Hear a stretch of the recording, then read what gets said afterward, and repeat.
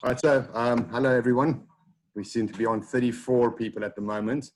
I'm sure it will grow within the next 5 to 10 minutes. I'm Gerard from LAMSIC. I'd like to thank and welcome Pamela, Christina, Jane, and Justin for being here, being part of the panel today, and as well to Liam for hosting it. A big thank you again to the whole of the LAMSIC committee for putting it together, and we look forward to what you have to say. Liam, over to you. Great, thanks, Gerhard. Hi, everybody. Welcome from across the world. We've brought a panel together for you today who actually do come from across the world. UK, Cyprus, Ireland, and Australia. And we're hoping that the views that they express and the topics they talk about today you find really useful. This is the third of these webinars, and the people have said in the past that the other two were inspirational. So that's a lot to aim for again today, and I'm sure we'll do that. The general topic really is, are we expecting to see a kind of a familiar normal continue, or is there this famous new normal? And what exactly does that mean for us? And the panel will take that perspective. So, what are the kinds of changes we've seen, and will they last? And what's the impact from their perspectives? What we'll do is each of the panelists will speak for about 10 minutes or so, and then we'll go through each one in turn, and then at the end we'll open it up to questions. And when you do put in your questions, please say which of the panelists you'd like to answer. Excuse me. So with that, let's begin. We're going to start with Dr. Pamela Humphreys. She's director of the Macquarie University International College of English Language Centre in Sydney and Australia. She's very experienced, 30 years experience in a wide range of management roles. And she's going to tell us about how to clean out the pantry, which I think I've been doing since March, but I'd like to see how to do more. So over to you, Pamela. Thanks, Liam, and hello to everybody. It's 4 minutes past 7 in the evening here in Australia, and it's a cool 13 degrees on a winter's evening. That's how we do winter in Australia. Pretend winter, I call it. So as Liam said, I'm the director of the Macquarie University International College and the English Language Centre. So I'm very fortunate that I have ELT, but also the college comes under in my portfolio. So I also look after foundation and diploma and IELTS and PT test centres as well. And I think I'm very fortunate to have the diploma and foundation as well as ELT at the moment. So what I'd like to do first is paint a picture of international education in Australia, and it might be similar in other countries where you're based this evening. So in Australia, international education is actually the third largest export industry in Australia. It's larger than tourism in terms of revenue. It's the third after coal and gas, and it brings in billions and billions of dollars to the economy in Australia. So pretty important. Most of those come through higher ed, but also through ELT as a pathway to higher ed. So it's a pretty important sector. And I see three key challenges, some of which are new and some of which are not so new. And in good ELT form, I've called it PPP. I made this up the other night, Liam. I hope you like it. I didn't tell you about my PPP. It's not presentation, production, and practice, though. It's policy, politics, and pandemic. So we've always had in the higher ed and tertiary sector, we've always had the issue of being very dependent on and vulnerable to policy change. And I'm sure it's the same in lots of other countries as well. So for example, right now in Australia, and I know it's the same in the UK, there's a lot of discussion around the policy space related to post-study work rights of students who come to Australia, they study ELT, go on to their degree, and then they want to remain in the country to work.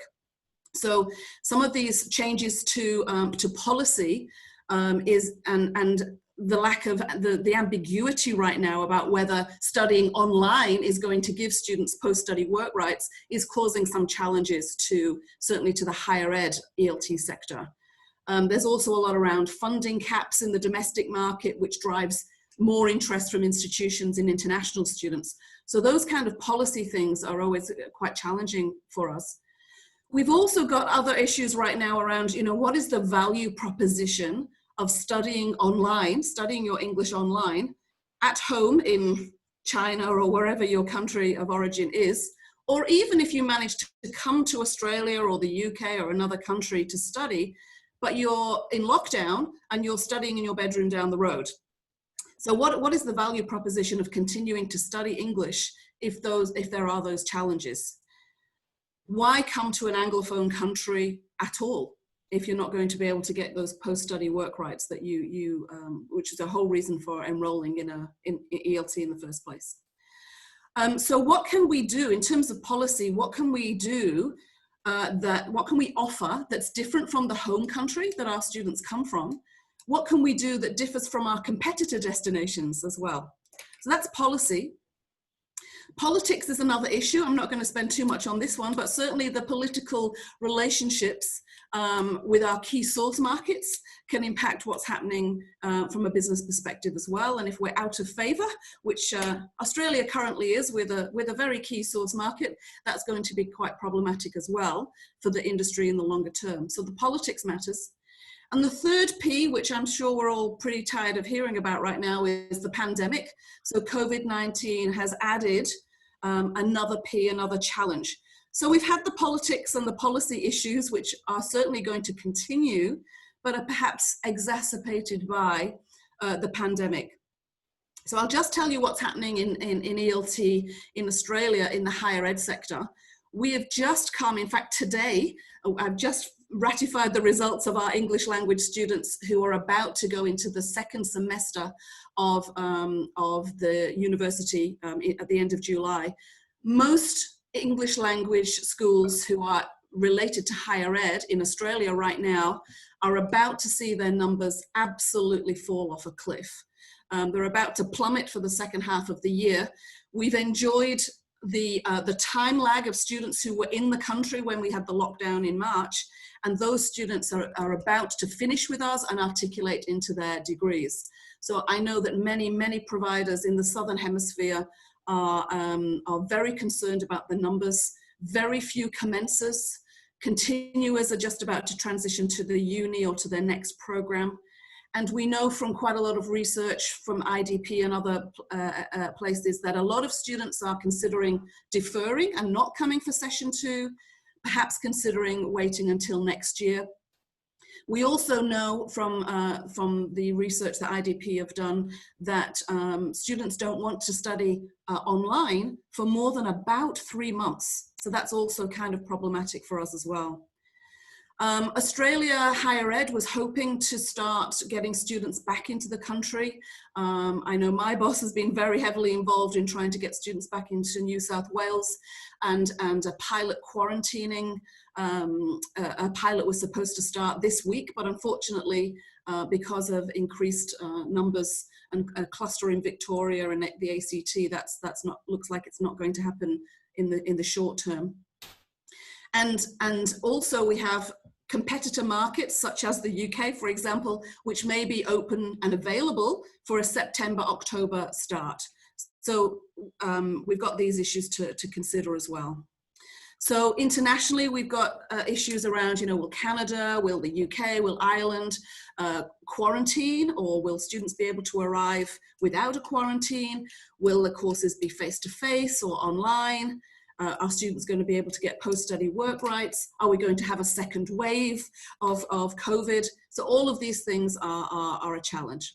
So that's the context, our PPP challenges. So what does this mean for us in ELT, and particularly those of us who are in higher ed? Well, I think it certainly means that in the short to medium term, there's going to be quite a bit of pain. And I think we just have to accept that.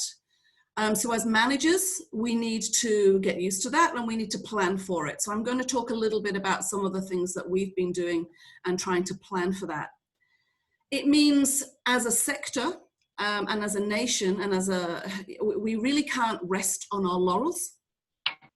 And one of the things that my boss always says, and I think it's a really good thing to bear in mind, is never waste a good crisis. So how can we make sure we don't waste a good crisis? How can we clean out the pantry, as Liam said earlier? So I'm going to talk about some of the things that that myself and my management team have been looking at. But before I do, I don't think it's all entirely doom and gloom. I know the numbers do look pretty bad, certainly from an Australian perspective right now. But I'm very fortunate to work with an international office that are fantastic. And the market intel is that there is still interest in international education more generally, that there's no dampening of demand. It's just a question of when they can arrive. So it's not that it's ending, it's just that it's being deferred. And of course that does cause some challenges, but I don't think it's entirely doom and gloom. But in the short term, there are 4 real areas that myself and my management team have been looking at. And the first one is around what I call systems and processes. And as you listen to this, you might think, well, why weren't you doing that already? And I've kind of asked myself that question too. But it certainly has been an opportunity for us to do lots and lots of renewal around processes and systems. And it's really been a time to look at how we might maximize the functionality of some of our systems, how we can run reports rather than doing things manually, how we can automate things rather than having to have staff do that manually, how we can streamline processes, how we can remove steps in processes. And one of the ways that we've done that, as well as looking at for functionality in systems, we've also started to document our processes in a slightly different way to usual. All of my teams have always had their process plans and documents. But what we started to do now is look across the entire, across teams, rather than just team by team in silos. So we've started to document across teams, which has really allowed us to see where there's duplication or where there are steps that aren't necessary that we can cut out and make things more simple. And this is important, as you'll see when I come to the staffing section later. So that's systems and processes. Secondly, obviously, as managers, we have to look at our budget, and it's an important time to look at budget. And particularly, there are 2 key areas for budget. There's your non-people costs and your people costs. As I work in a university, I'm in a very fortunate position that we don't pay any direct rental charges. And I know that that might not be the case for many private providers. So this, it may not be a consideration to save any money for private providers, but we're very fortunate that our non-people costs are fairly minimal, but we still have been able to make some savings. So obviously we're not traveling, and obviously we are doing our recruitment and our promotion online. And so we're saving quite a bit of money in that area. So we've been fairly judicious in terms of our spend on travel and conferences. We've also found that we're saving quite a lot of money on things like printing and paper because everything's gone digital, everything's online. We've saved tens of thousands of dollars in the last few months on that already. And we've decided that that's actually going to be the new normal for some courses. We're not going to give physical books anymore. That's a way of saving some money. We are spending, though, and I'll come to this a little bit later, we are spending on curriculum development. So this is very much a time to invest. And a little bit later, I'll talk about some of the programs as another heading, and certainly to consider how you might invest in something that's either niche or that has broad appeal, but I'll come back to that later. So that's the non-people costs. In terms of people costs, that's an area where we've also had to get a little bit creative as well. I'm going to use the term professional staff. I don't know whether that's a term that's common outside of the university sector in Australia, but by professional staff, I mean the staff who are not teachers. So I mean my operations, my admin, governance, etc. So in the professional staff team, We've very much been investing in cross-training and in some cases job sharing. And there's been a lot more collaboration across teams than I think we've ever seen before. Here at the university that I work for, and I know it's not the only one, we are not allowed to hire any new staff right now. So we are really having to get quite creative by having people job share and collaborate across teams. And actually that's provided some positive outcomes, because I said earlier, as we're documenting our processes, we're seeing that we are actually able to simplify and streamline some of those things. And people learning other jobs has really allowed us to do that. I have had to make, and I know that many of my colleagues across the sector have been in a similar position, I have had to make some really tough decisions about not renewing some fixed term contracts that have come to an end. But what I'm trying to do now is really not cut too much. We're already very lean, but I don't want us to be flayed, as it were, because we need to be ready to rebuild when the borders open, when the numbers build. We don't want to be too lean. So you do have to think, as you're cutting costs, how are you going to be ready for the upswing? The other thing that we've had to consider, of course, is that anybody who's on a continuing contract, they have to be your priority, unfortunately, for people who are casual. And we have had to be very, again, creative for our teaching team, and I'll come back to that in a moment. Just while I'm talking about staffing, it is an opportunity to be, well, not an opportunity, it's a necessity to be very cognizant right now about the impact on everybody's well-being. We really need to support our staff, make your staff take leave, even though everybody's really busy, make them take leave, do something positive culturally, because our staff have been very open to change, very flexible, but it is the time to focus on their well-being and a time to build culture as well across teams as we work together to try to address some problems. So I've talked about staffing. Let's move on to programs now. And this is the stuff that gets me up in the morning. I love learning and teaching. And it really is an opportunity for a bit of a step change in terms of your offerings.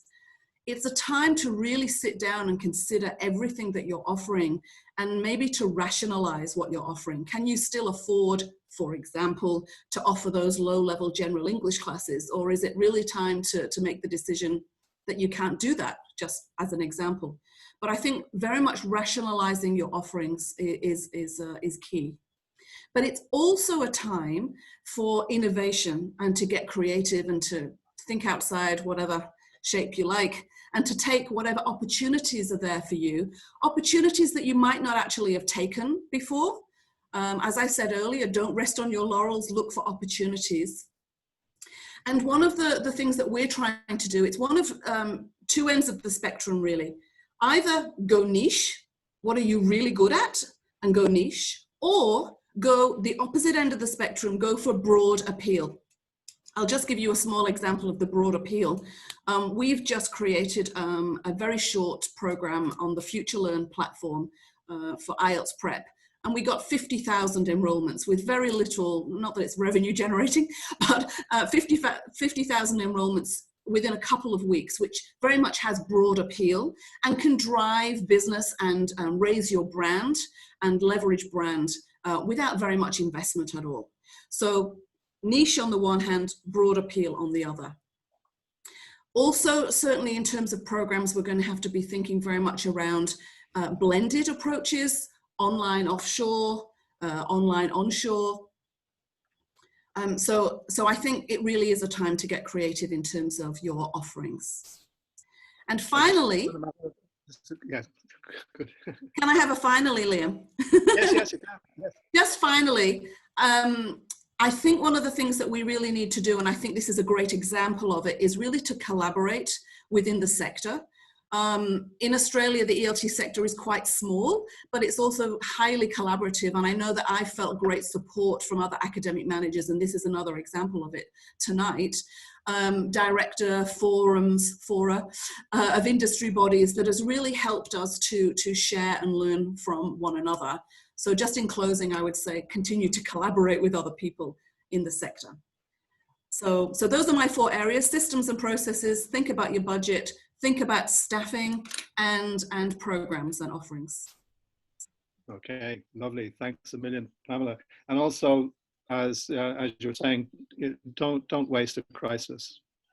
Let's move on now to introduce Jane Dancaster, a practitioner for many years. She's managing director of the Wimbledon School, and she's also a trustee of English UK. And Jane is going to focus on the new normal, as she sees it in the UK ELT, with a particular focus on operational and business perspectives. So, Jane, you're very welcome. Hi, everybody. Lovely to be with you. Thank you very much for that, Pamela. I think you've covered most of what I was going to say, but slightly different context. I mean, a university is a very different context from us. So, as Liam said, I'm the managing director of Wimbledon School of English. We are a family business still. So we're an independent school based in South London, and we have the language school, we have a large exam centre, and we run junior operations. And so when I was looking at this, preparing my 5 minutes, I was looking at the challenges that we've all faced in the UK, both from our individual point of view, but also the bigger picture for UK schools. And then I was trying to take some positives out of it going forward, what we've learned, and yes, how we can all survive really this crisis. So the UK context is very different from the Australian context, but the same PPP policy applies, Pamela. We've certainly got our issues with politics and policy, as well, of course, as the pandemic. So coming in from the political point of view, which those who know me know is one of the areas where unfortunately I have to spend a lot of my time. The UK, if we go back to January 2020, was already not doing brilliantly in the ELT sector because of this other thing. So we've got PPP-B in the UK. So PPP-B, and B is Brexit. And Brexit was already having an impact. And we've sort of forgotten a little bit about Brexit for the moment, but it's very much there. And it's not looking particularly positive on the Brexit front. So we roll back to January this year, numbers already not great for many of us, and then January for our sector, January to March, Q1, is a time when we get groups from Italy and China. So, of course, they had to cancel. We can see now that that was absolutely the right thing for them to do, but at the time we didn't really know what was happening. We just saw our income streams suddenly disappearing with very little warning. So Q1 was bad, and then we came in to the lockdown in March, and that was just a complete disaster. So we are many of us are small organizations, or even the larger organizations, we rely on short-term students being able to come in and come out of the country. So when you suddenly lose your complete client base and they all want refunds, you know, you're left with nothing. So actually it's very, very difficult ongoing, but schools have been very resourceful and they've kept going. So in March in the UK, we suffered an almost complete loss of our income. So I will share with you ours at Wimbledon, it's down 96%. So income loss of 96%. So that's not great for us. Schools took the choice to either mothball, which is closed down completely for the time being, or to pivot online. At Wimbledon, we pivoted, but we were lucky because it wasn't a complete pivot, because we'd already been teaching live synchronous online courses for 2 years, so particularly our OET courses. So very lucky at Wimbledon, we had the expertise within the teaching staff. We could see lockdown was coming. We ran a training program, so when it hit, all our teachers were ready. They all had we'd given them all laptops, etc., because we had all of those from our junior program. So we were lucky. We were one of the lucky ones. We were ready. We moved everything online overnight, and off we went. But online is not the answer. I mean, I think our government seems to think, our MPs seem to think, our local councils seem to think, hey, you're okay, you can move everything online, you've still got money coming in. No, we haven't. You know, that 4% we've got coming in, that is from our online programs. It's a completely new product. It's a new marketplace. It's new channels to market. So we found, for example, that our traditional channels to market in our sector is the agents particularly. Many of the agents were not interested, did not embrace online, didn't understand online. They were used to destination marketing, which is in a way what we do. We always say we're a combination of education, tourism and hospitality in our sector in what we do. And they didn't know, and they were also struggling as we were with the same thing. So marketing and selling it has been really, really tough, but you know, we're lucky we've had some success. Other larger organizations have had some success, but you're up against the world, you're up against the technological giants, you're up against, you know, Duolingo or, you know, these others, these huge companies. And the client expectation with online is the course should be free or very cheap.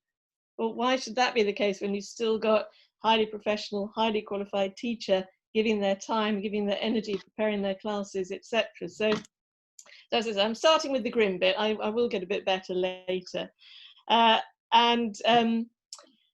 So as the senior managers in the schools, such as myself, we were dealing with all of this with very high fixed costs and so on. And we all were looking for help from government, and we'd started looking for help before the lockdown because we knew what was coming. But in the UK, our government are particularly negative towards our sector. So in the UK, we bring in £1.4 billion a year. We support 37,500 jobs, but you know, there is this kind of taint associated with our sector in the UK. The bogus visa factory above a chip shop, we've been described, bogus college, bogus this, bogus that. We are not seen in a positive light, and the press and the government don't help that. So the lobbying that we've been involved in has been huge. I mean, English UK, which is our national body for those who are not UK, has worked incredibly hard. I mean, really, really good. And we've all been lobbying our MPs for more help, but it's not forthcoming. So the furlough, which means staff are paid a certain amount when they're not working, has helped, but that is winding down now. So the other thing was, those of us who were still open, we still needed staff. So we were still teaching, we had to sell the courses, we needed our admin staff, and we were constantly dealing with refunds and cancellations because we have students starting every week. So all the time, you know, that was ongoing. So not great, but little green shoots. Many of us are reopening. We're starting to open up. So our borders is not the same issue as for you. I mean, in Australia, we know it's awful. As I said, I've been talking to friends there, and it's absolutely horrendous, and we really feel for you. The UK is opening up, but we're not expecting a huge number of students, because I was chatting just before we started about the UK image.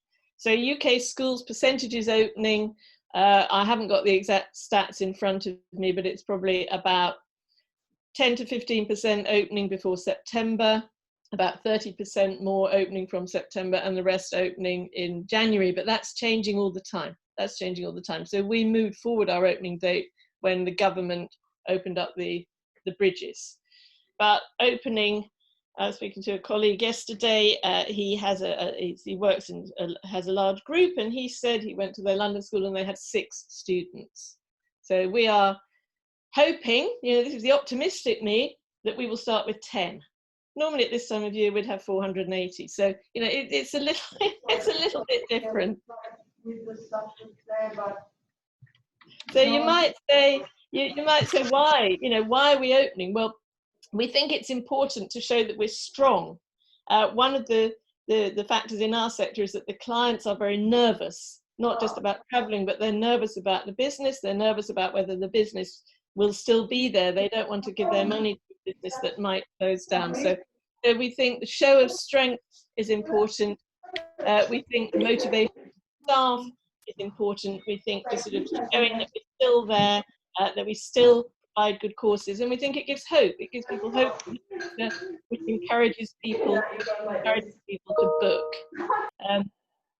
So that's what's happening in the UK now. That's the UK environment, but we do feel in English UK that we will lose about 30% of schools.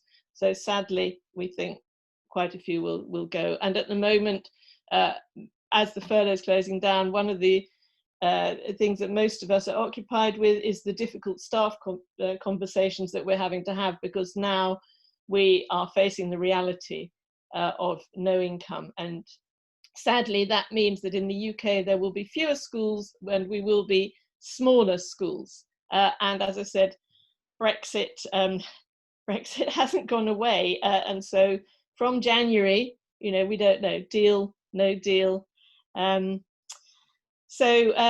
Yes, a bit grim. And the final grim bit is the awful image that we have in the UK. We again, in my position, I talk to agents a lot throughout the world, and the agents have been saying, our students are saying, why leave a safe country and go to an unsafe country? You know, why would we come to the UK when you've got one of the worst records for coronavirus in the world? You know, your government is shambolic, incoherent, putting out confused messaging the whole time. Our students want to go to Australia, they want to go to New Zealand, they want to go to Canada. Sorry, they can't get in. They want to go to Ireland. Ireland seen as safe, you know, safe, small, welcoming. So, and also not, and in the EU as well. So I was planning to move to Australia, but I think I've just changed that one. That one's just gone. So in terms of the possible recovery, we're looking at 2021. We think 2020 will be difficult. And you know, a very different model. So now I just want to briefly look at what we have learned from this, which is very similar from what Pamela has learned, but on a micro level. So the new normal isn't all bad. So we've had to really look very closely at every single thing that we do. So we analyze what we do, why we do it, and how we do it. So it's really helped us sharpen up our practices. So I think all staff are now much more financially aware than they were before. And that is a good thing. We all need to be financially aware. We are looking at the margins on our courses. So we run a wide range of courses at Wimbledon, and some of them are there because they're great for teacher development and hey, they make us look good and professional, but actually they don't bring in any money. So, you know, we can't carry on like that. So we'll be back to the cash cows, which is sort of IELTS and general English, really. Those are the ones that people still want. On the positive, though, we are known as a quality school. And although the perception we felt from clients of online was it's free, it's a bit dull, or it's cheap, you know, and it's not great and we're having to do it, actually the response from our students has been amazing. They are absolutely blown away about online classes. So for example, the Young Learners programs that we're running, a lot of them signed up for a week and they've all extended, and they keep saying it's so different from the teaching they get from their schools. They're getting online from their mainstream schools. They say it's fun, it's active, it's interesting, you know, and so that is really good. So we need to really to take that quality image of online and share that with the world. We as quality schools throughout the world, I think it's really, really, really important to get that message out there that online is as good as face-to-face, but in different ways. So that is a really a big important message that we need to get out there. And online has brought new possibilities. So in all our teacher training courses, we run short ones and we do Trinity as well. We have a new module, which is teaching online. So, you know, that's good. That's a new possibility for us. But the fact that the Trinity Cert, and I believe the CELTA as well, although we don't do CELTA, we've been able to move the whole course online, including the TP. I think that's really opened up possibilities for teachers, potential teachers throughout the world. So those who normally couldn't access the courses, even the blended courses. So I hope that we will be able to reach people in more difficult areas and therefore encourage more people and open up becoming teachers, because I'm sure that our industry will continue and there will still be jobs for the teachers. And then staff. I mean, I think staff have been absolutely incredible. Our staff at Wimbledon have been so creative. So I think this kind of crisis, as you say, you learn from the crisis. So everybody has developed new skills. Everybody's been doing 10 jobs, those of us working. So, you know, from amazing social media, cartoons, video clips, teaching clips, writing blogs, creative use of classroom materials. The teachers have been so creative. For example, there's a platform called Edmodo that a few were using before lockdown, and now they're all using it. They're all looking at different online resources. They are all looking outwards rather than inwards, which didn't necessarily happen at Wimbledon before. So I think that is really, really good in terms of the interest in materials and development, which is a huge positive. And Jane, then, yeah. the timing of that. Oh, timing, right. So yes, so a couple of other things. So all the things we thought about doing, we've done. So we've moved all sorts of processes online, such as pre-testing, keeping registers, the reception area and so on. And then, so just to finish off, I was going to give you all the little bits that we've done, but we found that we will be able to use more flexible working arrangements for some. So some of our admin will be able to work from home part of the time. That works, which is great for them. Quality of life is better. We've come together as a community again, so the quality of life is better. The staff care more about each other. But finally, the international community has been amazing. I'm in various different groups. So some of my friends from EALC are here now. And we've all been working together. We've been working with schools and agents throughout the world. So teaching English, teaching other languages on all the continents. And we are coming together to try and find a solution. And that is what our industry is all about. It's about international cooperation. And I think it's really brought that home. And that's it from me then. I had a few more bits, but sorry, Liam. I thought it was 5 minutes, but once I get excited, you know, I get going. All right, everybody. I think the message I get there is challenge, but also opportunity. So, you know, there's a lot of positives to take up. Let's move on now, and I'd like to introduce you to Christina Giannikas. She's based in Cyprus, and she's going to. She's a member of the editorial board of the TESOL journal, and she has a linguistics background, and is going to talk a little bit about also new norms as she sees it in the tertiary environment. So over to you, Christina. Thank you, Liam, and thank you, Pamela and Jane. I'm going to be looking at things from a bit of a different perspective and a different context, but hearing both of you, I've found many similarities, even from this part of the world, very different to Australia and quite different to the UK as well.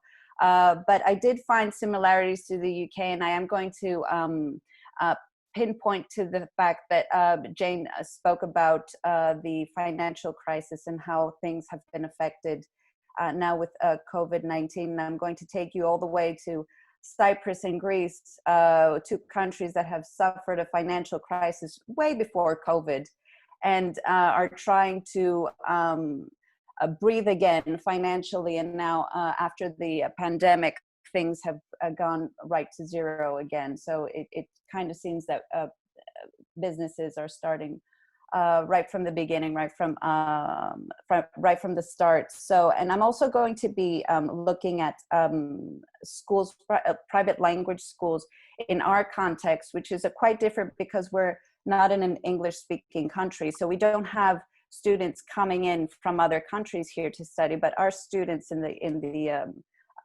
private language schools are locals. So they're learning English as a foreign language in order to use it here in the country for professional reasons, or to travel later on abroad and study in the UK or the United States or in any other English-speaking country. So it's a bit different, but there are a lot of similarities.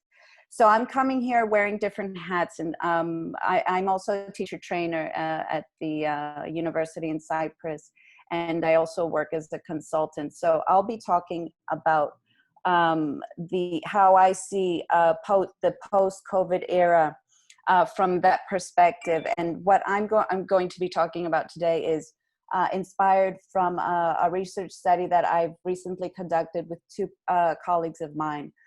Professor Dina Tagari, who is based in Norway from Oslo Metropolitan University, and Jenny Lyondu, who's based here in Athens. And what we found until now was that teachers, school owners, teacher trainers, they have all focused on one very important issue that, again, we need to invest in, and that's teacher education. So there is no doubt that COVID-19 has brought about a great deal of disruption globally, and this did come out from the data as well. So as far as education is concerned, most institutions that we saw in Cyprus and in Greece and across Europe really, and around the world temporarily in an attempt to contain the spread of the pandemic, closed down, and teachers and students found themselves in an emergency situation where in order to keep education afloat, they had to transfer everything online. And this brought about many changes in our education system, and I'm speaking mostly about Cyprus right now. And everything happened quite abruptly, and we weren't at all ready for an emergency like this, and there was no solid plan B. The Ministry of Education was not familiar with online education, even though there is an open university in Cyprus. And the university where I work at does offer a postgraduate online course on computer-assisted language learning, which I am also part of. There was no solid plan B. There was panic and there was resentment. Teachers, instructors, people from all kinds of sectors did not want to work online. They had no faith in the online education system. So most language teachers were novice in being distance coaches, and there has been a great amount of uncertainty due to the lack of teacher training in the field of distance education. And these last few months for us, the education system here survived because of the fact that teachers are problem solvers by nature, and they're trained to think on their feet. And this was the ray of hope in these very trying times for us. So despite the fact that we were not prepared for distance education, in many cases it didn't run as smoothly as one would have hoped. The good news is that now everyone has become a bit more familiar with the concept of distance learning, and teachers can only improve their online teaching skills from now on, which is a very positive thing.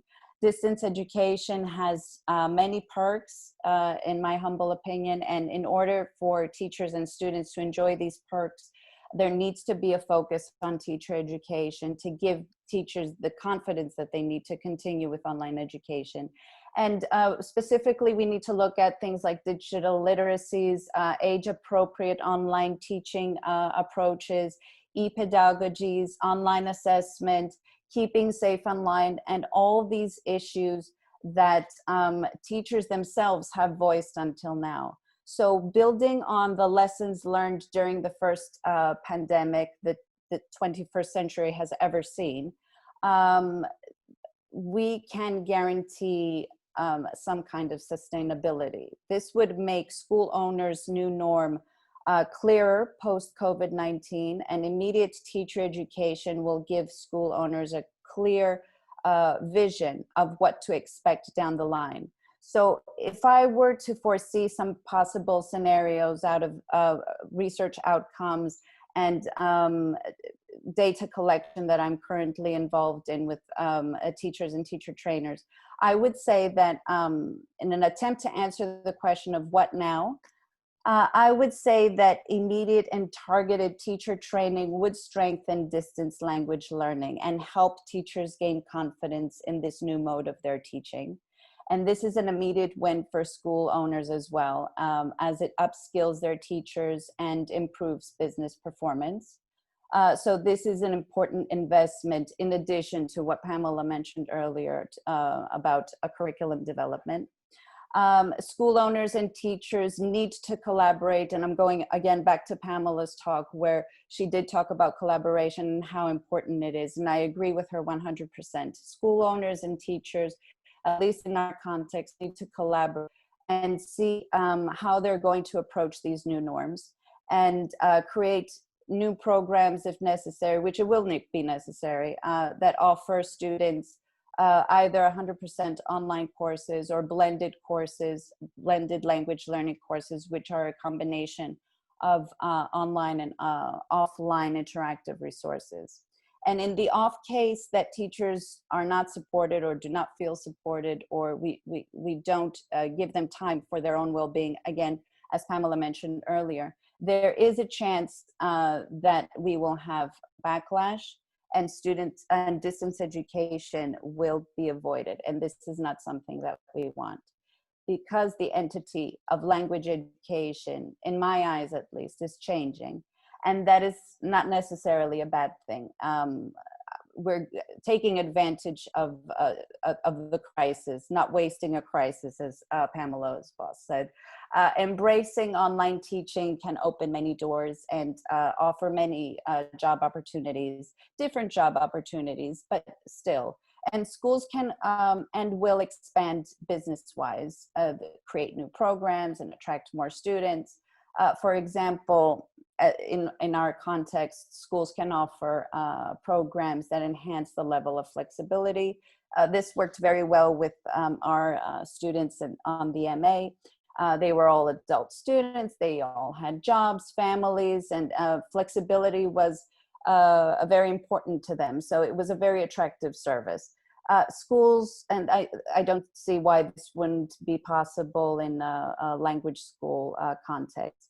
Schools that mostly focus or work with young learners can offer blended language learning courses where children still have the much needed connection to the classroom and work online and develop 21st century skills like never before. And develop their online working skills, again, because this is something that they will definitely need in the future.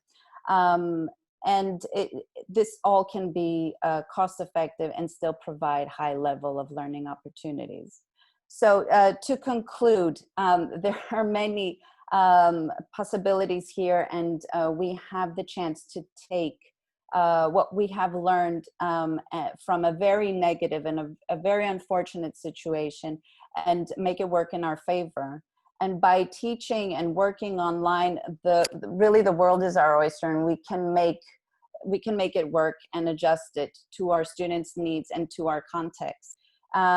So in my opinion, distance education, one way or the other, is here to stay, and it is up to us, school owners, policymakers, stakeholders, teacher trainers, and teachers, even teachers themselves, to make it effective, productive, and efficient for everyone involved.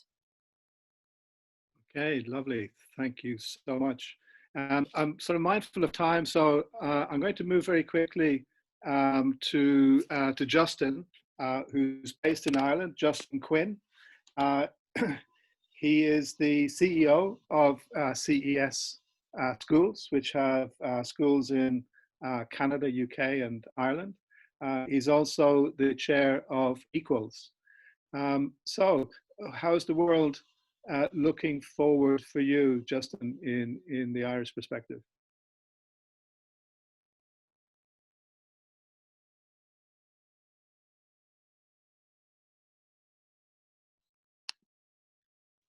Justin, your microphone. So Justin. Unmute. So sorry, Liam. Okay. We also have a couple of schools in Taiwan as well, so we're spread right across the world. Okay. And this has been quite an interesting time. And was interesting listening to Pamela mentioning PPP. Unfortunately, at the moment, I'm dealing with PPE, which is personal protection equipment, which is all that we're dealing with at the moment, because as we get to reopening schools, all of my teams, this is what's front and center for them, and what's front and center for us, for the students, is PPE. So slightly different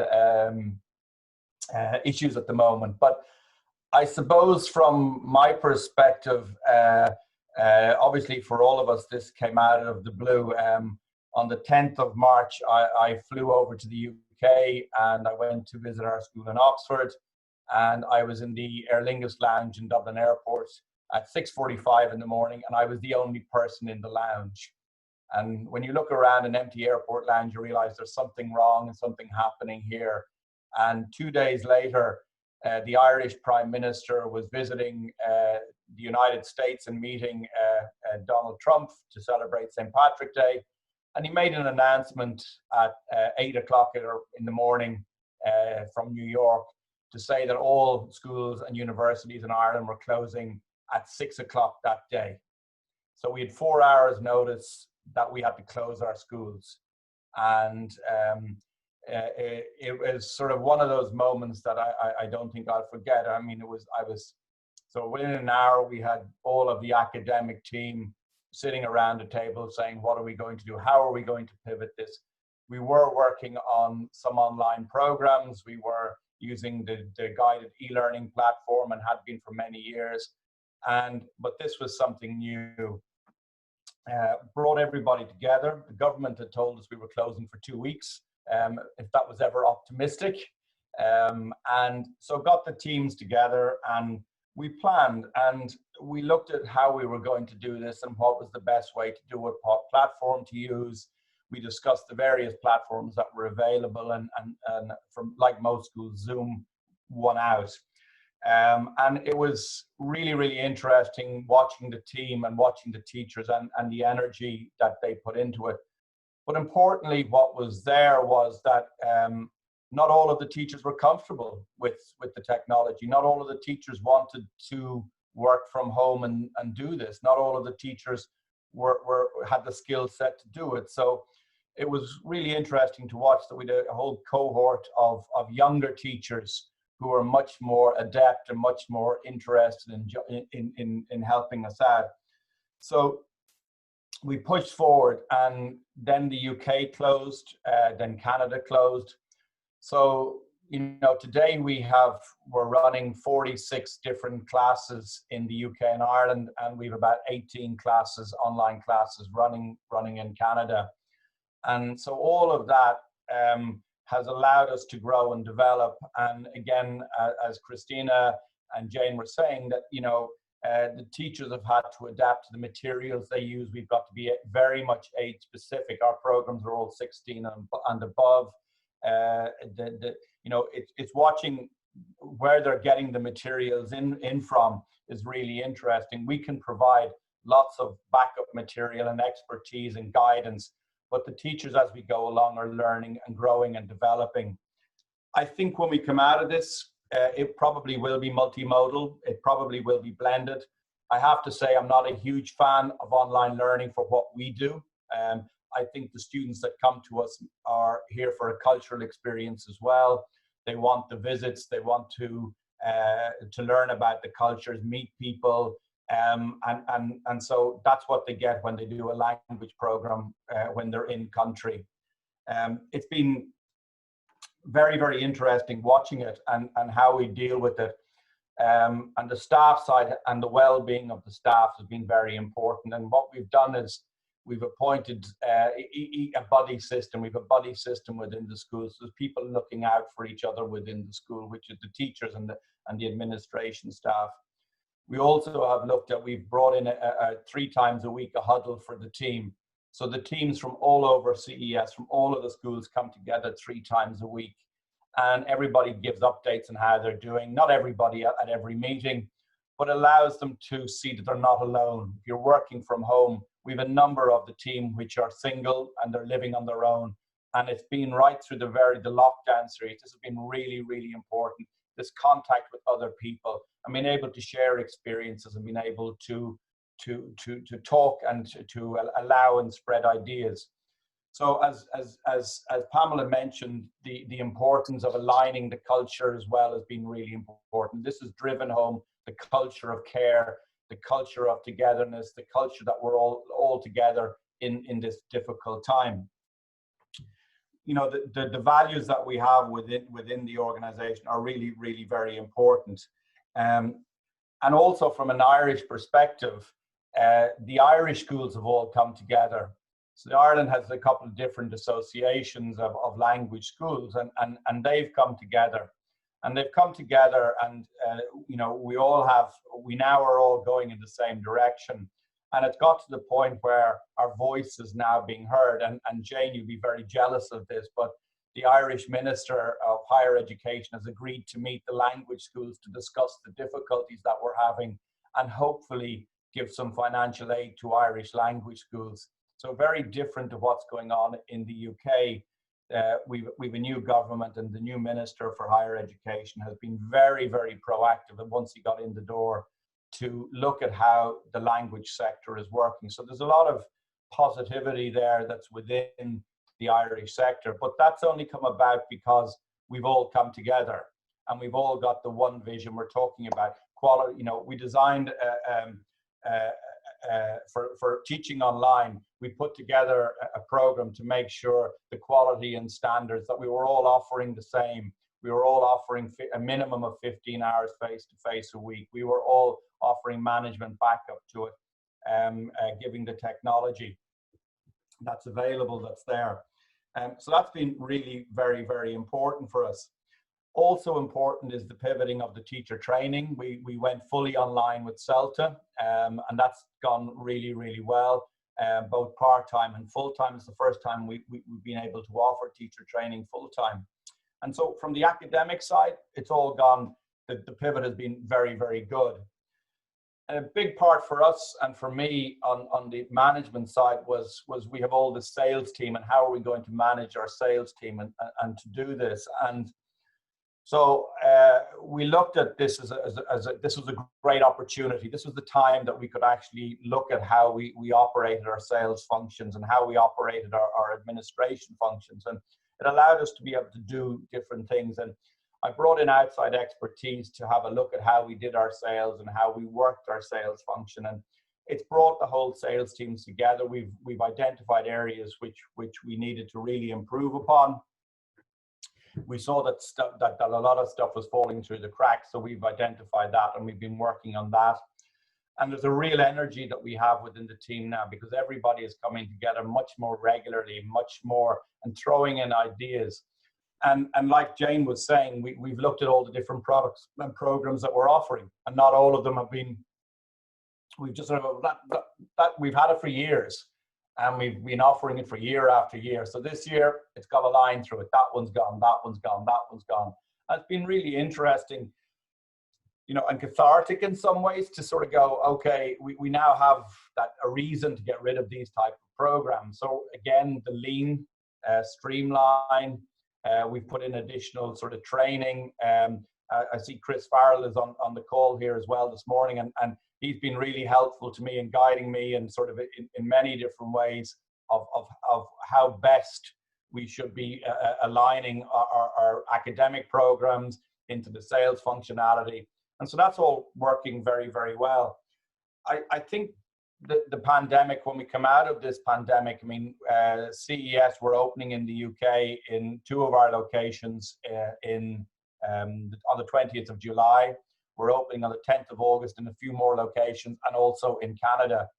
And, you know, we're going to come back with an amount of students, and we will be getting everything ready for those students when they come back in, staggered start times, visors for the teachers, lots of sanitization stations, separate toilets for each classroom, bubbling the classes, doing all of the stuff that we would hope to be doing. But everybody will be working together. Everybody's really pleased about getting back into the classroom and getting things going again.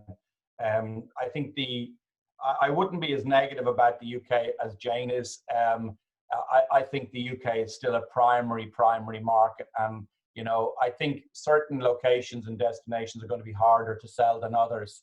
We're not opening 2 of our smaller locations till the middle of next year because there isn't just going to be the business there, but the bigger locations, we'll see that they're there. I think the UK is still top of a lot of people's agenda, and students will still travel to the UK.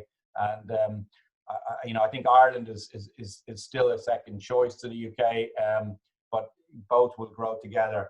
But as the quarantines are lifted, as people get more confident, and I think we have to be, and I'm going to always be the optimist in this. I think that certainly the feeling is that we should have a vaccine by the end of the year. Should be rolled out and once we have that, I think there will be a degree of confidence, and language schools will begin to open up again. I bet we'll be smaller, leaner, offering less programs, but I think our teachers will be much more adept, and I think it will be a new for moving us forward into the next 20 years, 10 or 15 years. So that's all from me, Liam. Okay, lovely. Thank you, Justin. Very interesting, and I like that sort of optimism and positivity, because I think that's the only way we're going to get through this. We have time. I just checked with Gerhard, so we can extend. We've gone a little over time, but that's not a problem.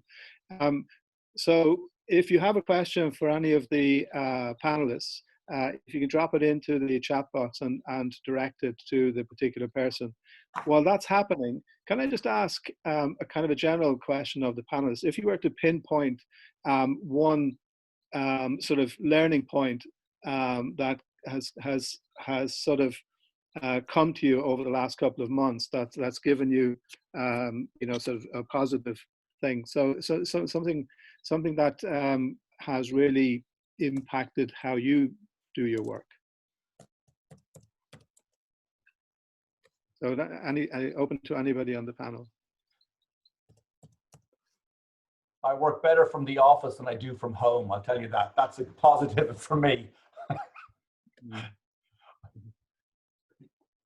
I agree. I do a lot of work online anyway. I teach online and I do a lot of work online, but I do miss going to class for my on-site classes, and I do miss a quiet area to work in, because working from home, it wasn't a regular working from home. Like, it's not like I took a couple of days from the office and went home and I had a quiet area to work in. I was with my family, and this is something that everyone had to go through. All my colleagues had the same problem, and it took a lot of planning, a lot of time management, a lot of late hours working when everyone was asleep. So that's definitely something I don't miss. But hopefully, if everything goes back to some kind of normal, working from home and working online will look very different to what it resembled now during the emergency crisis. I mean, you've all mentioned the word quality, and the sense that whatever this new normal might be, it's certainly different than before.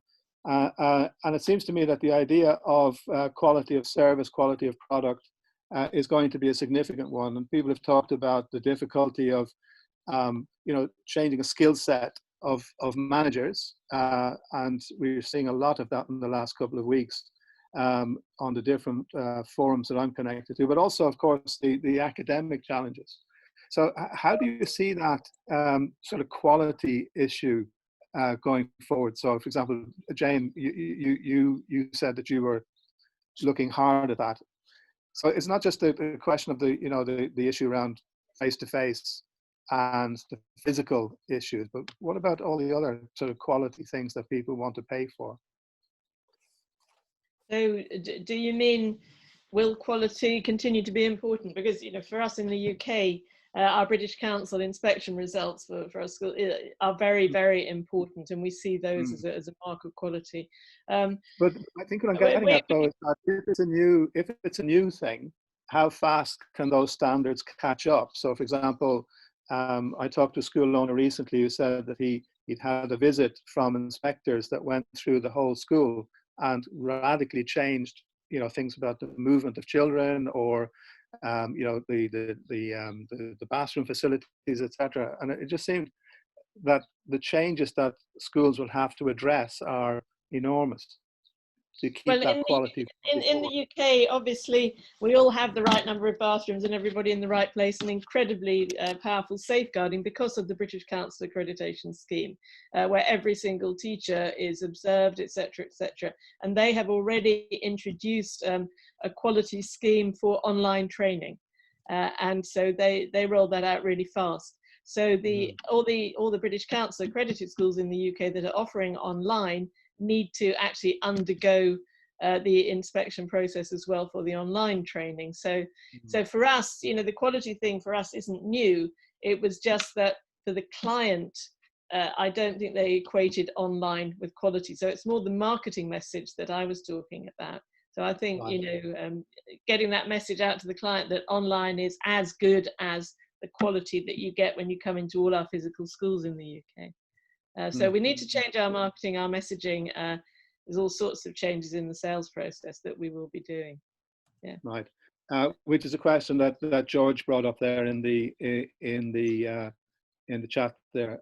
You know, what about promotion? What kind of changes do we anticipate there? Again, an open question. I think there'll probably be more in-market promotion. I think that's probably going to be more. There'll be less traveling. I think schools will certainly the schools who've got multiple locations will be doing less centralized traveling, but more in-market sales. I think that's probably is going to happen. I think we're all going to go digital. I think the paper brochure is gone. I think you know, we'll be using more webinars as sales, Zoom calls to agents. I think that will be much more important. There'll be less, you know, the large agent fairs, there'll be less of those happening. Our budgets won't be as big going forward for the next several years. We won't have the same amount of money to spend on marketing.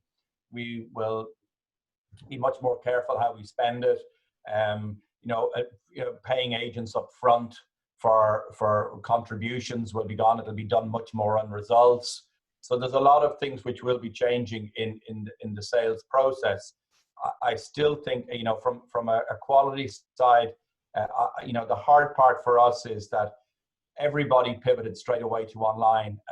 The agents, which is a lot of our sales funnel, we're also offering online. The schools in all of our main markets, they were all offering online. We just couldn't compete with what was going on. And I sort of feel that you know, we have a certain pay rate for our teachers, and we can't match it in certain markets. It's just we're too expensive. Yeah. And in that respect, you know, looking at the university sector, the ones that you connect with, Christina and Pamela, how does that quality agenda look for you? I'll talk a little bit about Australia, and it's not just the higher ed sector actually. In Australia, we have a set of national ELICOS standards. One of the things that I'm a little bit concerned about is right now, one of the standards is that we must teach 4 hours a day face-to-face, 20 hours a week. I know that some providers, I know it's really tiring. I'm so glad I'm not teaching. Did I say that out loud? 4 hours a day, 4 hours a day would be totally exhausting. And I take my hat off to my teachers every day. They're doing an amazing job. Right now, that's a requirement. But what does it mean in the online space? We're all online. Does it mean we have to do what is face-to-face in the online space to meet the national standards? And if we start to relax that, you know, you can do 3 hours where you're actually teaching, what constitutes teaching now? And 1 hour where the students are doing something without, you know, the teacher actually there.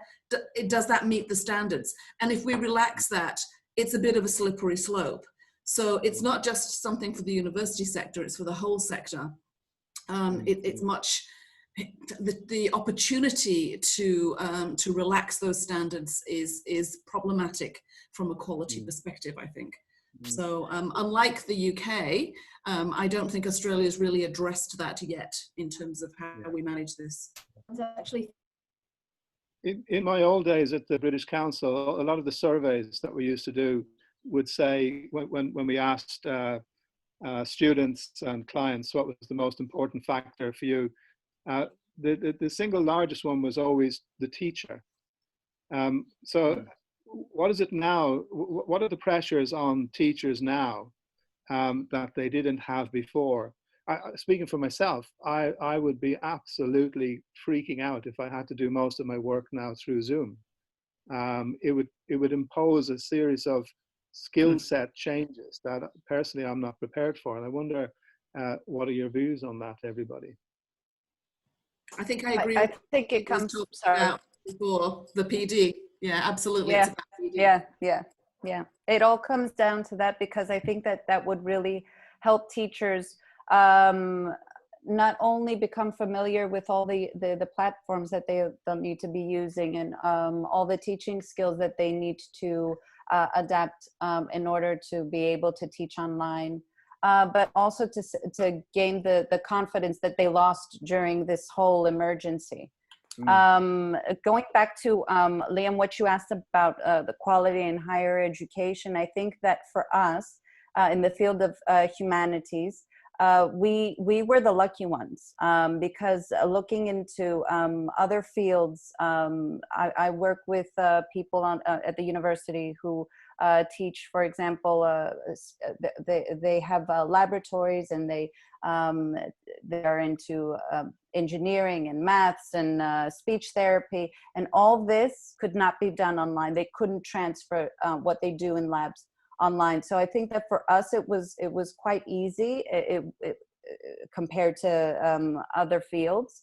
But I think that where the gap was where we weren't prepared for, we hadn't prepared our instructors, our teachers to work online, and the shock of transferring everything online and having to change everything and having to coach their students on how to adapt to this different learning environment. I think that's where we fell short. And there is a chance for us to go back now and make it better and fix this. And now that we're all a bit more familiar with how it works, and I totally understand what you're saying about Zoom and teaching on Zoom and all that. And I did go through all this when I started teaching RMA 5 years ago, because I had to put all my material online on Moodle and present and give lectures on via webinars every week. And it was quite difficult at first because of the uncertainty. I didn't know if my webinar was, if I was going to be able to work on the specific platform that we had then. We were working on WebEx, which for me did not work. And I had to try out new things, and I had to take risks, and I had to experiment. And this is what we all had to do now. The majority of educators had to do this now. But it was only a couple of months that we had. I had time. I could experiment, and I had my own time, and everything else around me and my whole life was normal. It was just that I had to experiment on this little thing. Now we had all this pressure from around the world, and all these negative, the negative news, and every crisis that was going on in our countries. So that didn't help. But I think that if we go back to professional development, curriculum development that Pamela mentioned earlier, and we kind of tried to build this right, I think that we can improve the quality, and teachers won't be so afraid to work online anymore. I noticed Chris Farrell there. I was just thinking that we all can't be so lucky as he has to have, somebody like Chris Farrell helping. He mentions that what we are missing is an apprenticeship of observation, which can help us create models of best practice. And I think that's a really, really important point. And I do like that word apprenticeship, because the way I see it, there's a lot of going back to basics and kind of reinvention, or if that's the right word. I'm just looking at time now. So shall we kind of wrap up with thanks to the panel for all your contributions and your thoughts today. We really do appreciate it. If anybody would like to revisit the webinar, Gerhard will be putting it up onto the website for open access for at least a couple of weeks. And we're looking forward to continuing this series of webinars that bring together practitioners, managers, and leaders in ELT. So thank you all. If anybody, not just on the panel, would like to sort of have a wrap-up comment, let's do that, and then we'll close up. This is George, Liam. I just want to say it's fantastic to see people presenting the problems, but also coming up with what I would have to call not a plan B, but plan Ps, because everything seems to be about the Ps in terms of product improvement, in terms of, program modification, in looking at new forms of promotion. And I think, like everyone else, I've come away with this with a greater awareness of the challenges we face, but also the fact that we're all talking about the fact that we're all contributing and working together, coming up with common solutions. So I leave this session, really inspired about the way we can go forward together. Yeah, I was really struck by what Justin was saying about the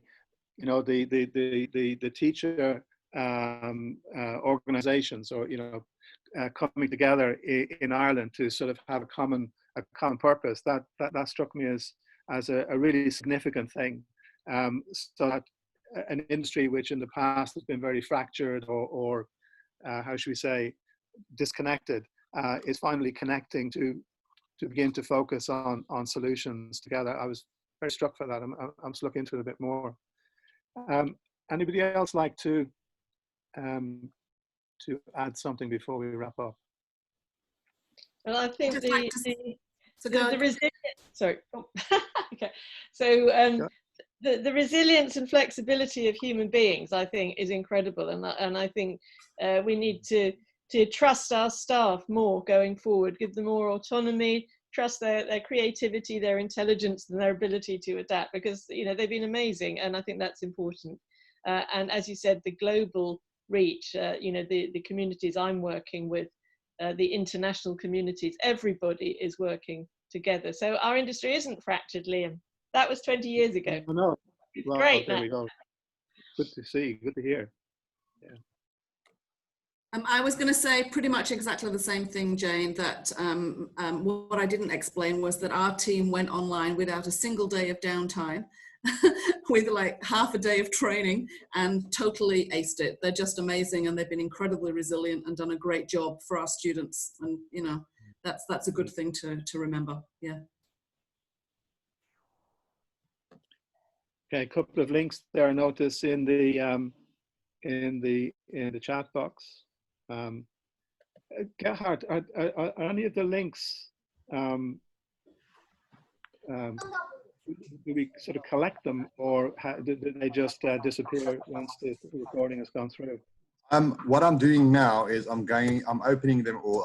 You can save the chat, but I want to take the risk. So I'm trying to open them all and just put them in a document that we can maybe send out when we send out the notice or certificates. Apologies for not looking at the screen. I'm looking at the chat box, trying to find them all. Yeah, because I'm seeing some very good links that are passing by my eyeballs, and I was thinking, I can't sort of collect them, but it'd be good to sort of see them, because there's some very good links that seem to be. So George says save chat. Okay, so can I just say again a warm thanks to everybody for your contributions, and to those that are still with us, thank you so much. We at AMSIG are really, really pleased to see you and to stay in touch through the website and the Facebook page. We have 350 members or friends, if that's the word, from around the world now, and it's growing, and it's a lot of really interesting things being posted up there. So I'll just say farewell and stay safe, everybody. Cheers, Liam. Guys, it's been a great page. Bye. Thanks for being here. Have a good day or night. Thanks, everyone.